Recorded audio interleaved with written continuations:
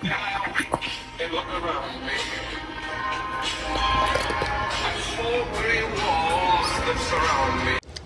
ayan na nga, inuumpisahan na ni nanay magligpit at magtupi ng mga damit. Akala nyo ba yun lang yun? Ang dami pa niyan sa taas. Ayan, nakahanger.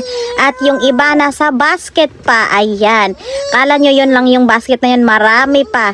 Kaya magtali na tayong buhok para ihanda ang ating sarili. At mapapalaban tayo nito ngayon. Ayan yung anak ko dumating na from school. Ayan, binababa na ni Kuya Che at binababa ko na yung ibang nakahanger at yung ibang nakalagay sa basket. Ewan ko lang kung kakayanin ko bang magligpit ng isang araw nito at sobrang dami talaga, as in sobrang dami na ipon niya. Tara ko rin lola dyan. Ayan si nanay. Hello, mother. Mother. Magligpit kami ni nanay. Hindi pwedeng maingay kasi yung anak ko tulog. Meron pa sa taas, marami pa sa taas. Direkpitin ko pa yan. Dahil nga sunod-sunod yung aming lakad, kaya ayan, naipon yung aming mga tupiin at yung mga kailangan naming ligpitin. At yun nga, di ba sinabi ko sa inyo na mamimigay ako ng mga damit na lumang mga damit ng aking mga anak o yung luma naming mga damit na hindi na ginagamit. Isasabay ko na ngayon sa pagliligpit yung mga gamit na hindi na namin gagamitin. Kaya ayan, nag-overhauling na talaga ako ng aming mga damit at magdi-declutter na ako ng to the max. Ayan, nakita nyo ba yan? Sobrang dami ko talagang ligpitin. Galing school yan. Tutulong po sa akin magligpit ng hanger. Very good dyan. Ang dami namin tupi. Okay, so ganito po kasi yan. Kaya naipon yung aming tupiin na yan. Alam niyo ho ba?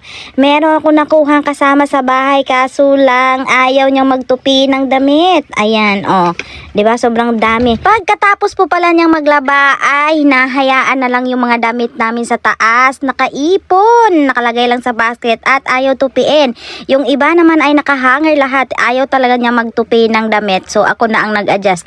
Ako na po ang magtutupi for today's video. Busy nga po ako kaya hindi ko napansin na lahat pala ng tupiin at lahat pala ng mga damit namin ay nasa taas lang nakatenga sa basket. So dahil ayaw niya magtupi, ako na lang ang magtutupi. Ganun lang yon. Ganun lang kasimple. Ayoko na ng paulit-ulit mag-utos at ayoko na ng paulit-ulit magsabi. May stress ka na lang kakasabi. Kung ayaw sundin, di wag. Okay, fine. Ako na lang ang magtutupi. O, ayan ha. O, diba? Tambakol ngayon ang aming ligpitin at ang aming tupiin. Hay, naku po. Okay. Pasalamat na lang talaga ako at wala akong pasok sa school every Friday. Tapos Saturday and Sunday. O, ayan.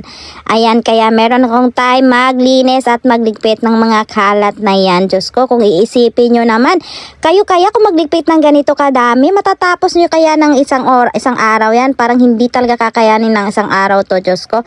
At yun nga, isasama ko pa yung mga nasa cabinet kasi sobrang dami din ng mga damit na mga hindi na nasusuot ng aking mga anak. At yung hindi ko din nasusuot na. So, ibibigay ko na para naman lumuwag-luwag na yung aming cabinet at nang mabawasan na din yung ikakalat ng aking mga anak. For sure naman, pagkatapos ko nitong ligpitin, ikakalat na naman nila to. Yung ang bilis-bilis nilang magkalat ng damit. Tapos tayong mga nanay, hirap na hirap magligpit ng mga damit. O, diba?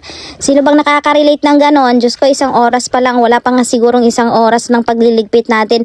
1 minute to 5 minutes lang. Ayan na, nagkalat na naman. Hay nako. Kung pwede pa talagang hindi na magsuot ng damit, hindi na talaga tayo magsusuot ng damit nang hindi na tayo mahirapang magtupi, maglaba, kung ano-ano pa mang natin ginagawa, pagplancha. Ayan, Diyos ko, napakahirap. Ang dami natin ginagawa sa mga damit bago natin suotin. Kaya kung pwede palang hindi na sana magsuot ng damit, hindi na tayo nagsusuot ng damit. Hay, sino pa kasi nagpauso ng damit na to? Napakahirap naman ng maraming damit na marami tayong nililigpit. Gising na yung aking anak. At bago tayo proceed sa ating pagliligpit, magpapameme muna tayo. Break time! Break time sa pagliligpit! Come on. Pwede apin. Ayaw, lagi ko hukasi lagi. Dili at lahat. Og hi ka daw muna sa dali. Hi! Hi ka doon, oh, hi. Say hi. Say hi. Ate naman yung nag-ano sa ano. Mama. Ay, sa duyan niya. Hi, ate.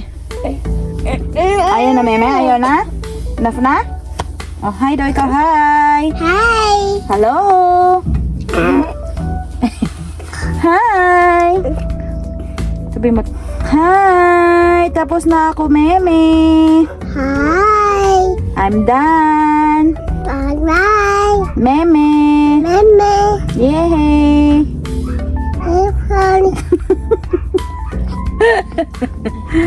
Ako, sabi mo, ako po ay si Nicola Bon. Paano tayo nito ngayon? Ay, naglalambing pa.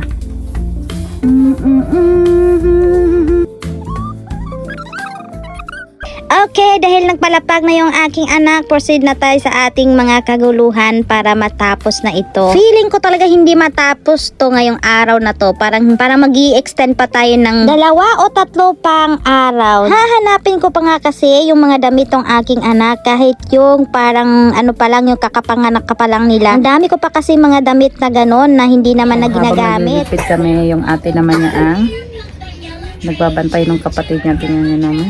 Sweet ng mag-ate. Diyos ko, anong oras pa kaya kami nito matatapos? At hindi na din talaga magagamit pa kasi hindi na po ako manganganak. So, ipamimigay ko na yung mga ganon, yung puting mga damit na, yung mga puting damit na isusuot pagkapanganak. Meron po ako mga damit na ganon. Hahanapin ko pa yon para ipamimigay ko na din. Kaysa naman masira sa taguan, ipamimigay ko na lang. Pero wag po kayong maarte pag kayo po ang nabigyan ko dahil hindi na po talaga siya ganong kabago.